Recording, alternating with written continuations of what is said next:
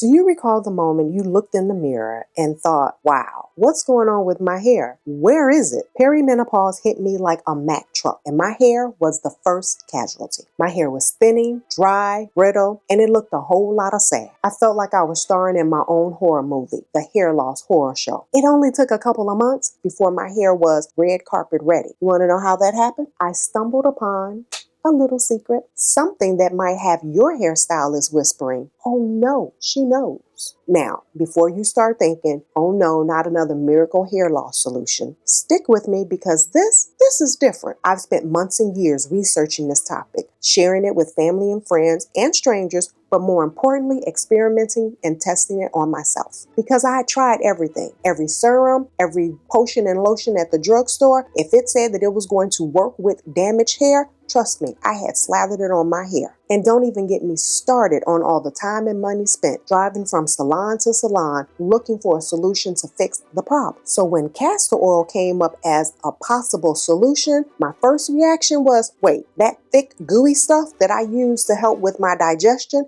that I'm rubbing all in my belly button for my hair? Nah. Then I remembered I was desperate. And you know what they say, desperate times calls for desperate measures. And to be frank, I simply wanted my hair back. I wanted to feel confident again. All the other products, they seemed to let me down. I was tired of throwing money down the drain and trying to find ways to style my hair to camouflage the loss, the damage. I started wearing hair scarves and wraps to cover it up until castor oil. Now, today, I am shaking and whipping my hair and only pulling out a hat on those days when the temperature reaches, why God, why? Cold outside.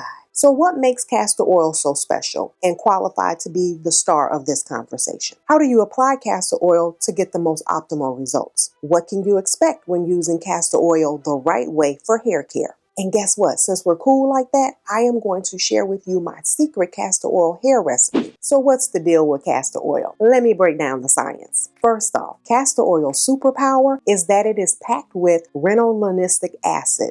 Did I say that right? Ricinolein. Try saying that 5 times fast. That element is like your hair's own personal trainer. Come on, it's me, Tressey. You knew I was going to try to find some kind of way to slip fitness into this conversation. So now castor oil does 3 things that most other hair treatments promise but rarely deliver on, in my opinion. One is it improves blood circulation to the scalp. And you know why that's important. More blood flow means more nutrients are reaching our hair follicles. We're talking at the cellular level. Most other oils, they sit on top of the hair looking pretty, doing very little. Castor oil is loaded with omega-6 fatty acids and vitamin E, which are essential for hair growth. Castor oil has natural antimicrobial properties that helps to maintain a healthy scalp environment. But here's where things get interesting, and what most hairstylists won't tell you. Castor oil actually helps to balance our scalp's pH levels. When our scalp's pH balance is out of whack, that can lead to inflammation, which is a hidden cause of hair loss that most people don't know, don't recognize. So how do you apply castor oil to get the most optimal results? Applying castor oil correctly is crucial if you want to get the most optimal results like I did. So let me show you how I use it. You will need pure hexane-free castor oil in a glass bottle. I love the Heritage Store brand. Feel free to get the brand that works for you and your budget. You will need a dropper in an applicator bottle or an applicator bottle that has the dropper built into it. And you're going to need a shower cap, or if you grew up like me, a plastic bag, because no money was being spent on shower caps that were disposable. Plastic bags it was. Here's the process that you want to follow. First, you want to section your hair off into 4 or 5 sections depending on how much hair you have, how thick it is. Sectioning it off helps to work with the hair better, and it also helps for better, more even distribution of the product. Using the dropper component of the applicator bottle or just the dropper itself, you want to take a small portion of the oil and apply it directly to your scalp, not your hair, because that's where most people get it wrong.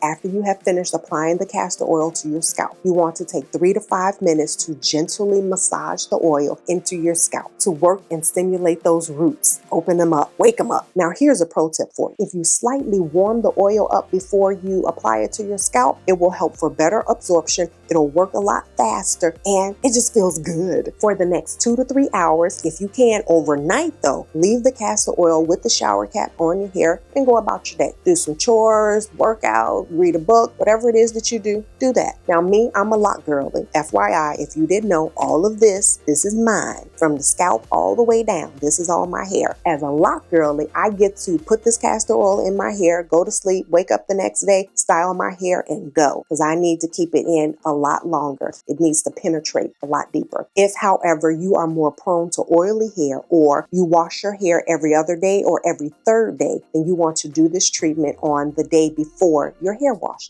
What can you expect when using castor oil for hair care? Well, it won't be results overnight. Castor oil is great and magical in its own way. However, it's natural. Because it's natural, that process will take some time. I recommend using the treatment once or twice a week for up to 3 months before it is that you cast a vote one way or the other. Let me share with you what you can expect so that you can determine if this treatment is for you earlier on in the process. Weeks 1 and 2, something amazing is happening. Your scalp's microbiome is rebalancing itself. You may not necessarily feel it. You're just going to have to allow yourself to know that that's what's taking place and keep going. By the end of month 1, your scalp will feel different in a good way. Less itching, less flaking, less drying. Your roots will feel softer and more manageable. By the end of month 2, you should see less and less hair shedding when you're combing, brushing, or washing your hair. Come the end of month 3, that's where the magic happened for me. That is when you will start to notice hair growth. For me, the thinning hair that I had, let's be honest, I was bald. But with the area where it was bald, new hair started to grow there. Hair that, mind you, had never grown in when I used all those other treatments. This last row of locks for me, that was so thin, it looked like it was being held together by a worn, thin piece of thread. I was so ready to cut it off. Instead, I just stuck with doing the castor oil treatments. I didn't manipulate my hair. I didn't do anything. I simply allowed that hair, that row of hair, to rest, to heal, to recover. And in turn, it rewarded me by being thicker, stronger, and growing longer because it was really short. Now, it's about as long as the hair starting at the crown of my head. Here's something the beauty industry doesn't necessarily want us to know. Castor oil works even better when it's combined with specific ingredients. Ingredients you can easily and cost effectively put together yourself. And like I said, because we're cool like that, I am absolutely going to share with you my special castor oil hair recipe. Take 1/2 cup of good quality castor oil. Don't skimp. Invest in the good stuff. Use 1/4 cup of jojoba oil to balance the thickness of the castor oil and for better absorption. To that, you want to add in 3 drops of rosemary essential oil. Did you know that rosemary oil had been shown to dramatically stimulate hair growth? Yep. To increase circulation, you want to add in 2 drops of peppermint oil. Mix all of these together and you have yourself a premium and effective hair growth treatment that would probably cost you $50 or more, even maybe $100 in a salon. Speaking of salons, let's do some math. Professional hair loss treatments range from $200 to $500. Hair growth shampoos could run us anywhere from $30 to $50. That does not even include the conditioners or anything else needed to work in conjunction with the shampoo. And this castor oil solution costs us less than $30 and will last 2 to 3 months. Because this mixture is not to be used in one application. No, this treatment is supposed to be used across several treatments because you're only using the smallest amount of castor oil when you're doing the treatment and massaging it into your scalp. Now, let's address some questions that I know just ran across your mind. Like, 1, will this make my hair greasy? Well, if you use too much, yes. If your hair is more prone to oiliness, yes. So use a very small amount of castor oil. And if your hair is more prone to oiliness, then don't leave it on as long. 2, does castor oil work with all hair types? I have seen castor oil work with straight hair, coily hair, African and non-African textured hair. So 3, what if I'm already using a treatment? Can I use this treatment? Castor oil is generally safe to use with other treatments unless otherwise stated. Always consult with your healthcare professional or your dermatologist. What's the best way to measure progress to see if it's actually doing what it's supposed to do? For that, I will say you absolutely want to take before and after pictures month to month. Come back and let me know your results. Did I answer all your questions? If not, leave them in the comments and I'll get to them. Don't forget, your hair transformation can start today.